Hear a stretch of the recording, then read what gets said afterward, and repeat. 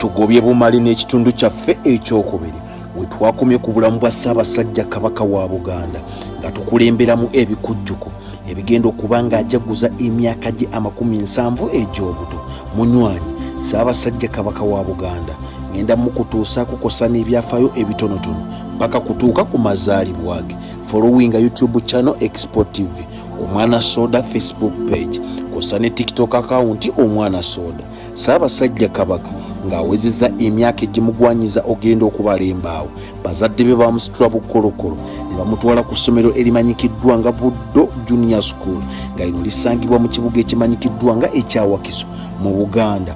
Bwe yamala okukakkalabya emisomo bwe batyo ne bamusuula ku Chope ne bamwolekeza e Bunaayira mu ggwanga erimanyikiddwa nga erya England agende mu maaso n'okukakkalabya emisomo.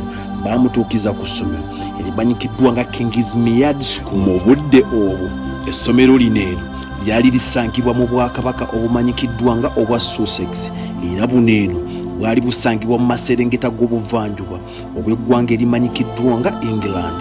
Naye wenjogerera kaakano baalifuula ssaza. Ssaabasajja Kabaka ng'amaze okukwasaganya emisomo ebuuyi eyo baamwolekeza ku ssomero erimanyikiddwa nga Bradfield College lino lisangibwa mu kibuga ekimanyikiddwa nga West Berkshire.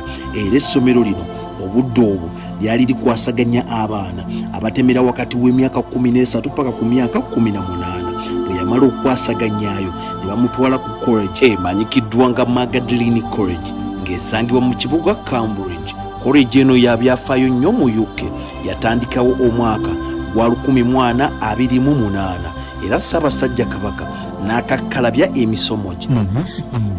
Mbangizaako kukubira ttooki mu by'ensoma bya Ssaabasajja Kabaka wa Buganda ne bwenkuddizaako akatambi emabega. Ssaabasajja Kabaka obulamu bwe yakulira mu bulamu bwa ku mawanga oluvannyuma lwa kitaawe amanyikiddwa nga Edward Frederick William David Walugembe Luwangula Muteesa owookubiri okuwaŋŋangisibwa mu ggwanga lyattu Uganda ng'enzingu 24 zaali zaakeegaana ezzooba lya muzigo eddaza 1966. Wano Ssaabasajja Kabaka yali atemera mu myaka egy'obukulu 11.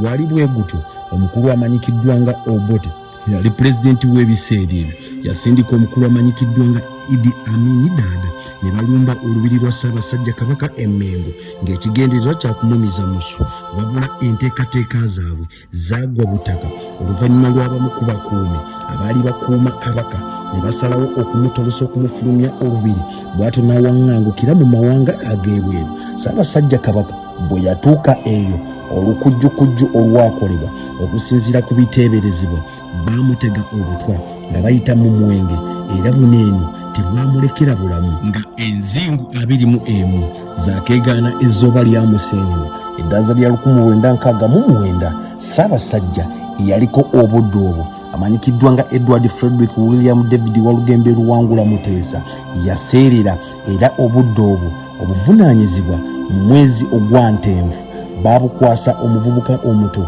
yali atemera mu myaka egy'obukulu 14 gyokka afuuke Ssaabataka oba akulira olulyo olulangira mu Bwakabaka bwa Buganda. Bw'atyo n'akulungula emyaka 24 beddu nga tannakomawo ku bwabo obwe era Obwakabaka abutulako mu butongole ng'enzingu 31 zaakeegaana ezzooba Kasambula eddaza lya 1993 ku kasozi Naggalabi akasangibwa mu Buddo. Bw'atyo n'afuuka Kabaka ajjudde agenda okukulembera Obuganda. Enteekateeka okuyanja nkyaleeta nze Omwana Soda kalira nkyasosootola tusisinkane mu kitundu ekyokusatu. Tuwagaliza Ssaabasajja Kabaka amajaguza amalungi ku lwa Katonda n'ensi yattu Uganda. Export TV to the world.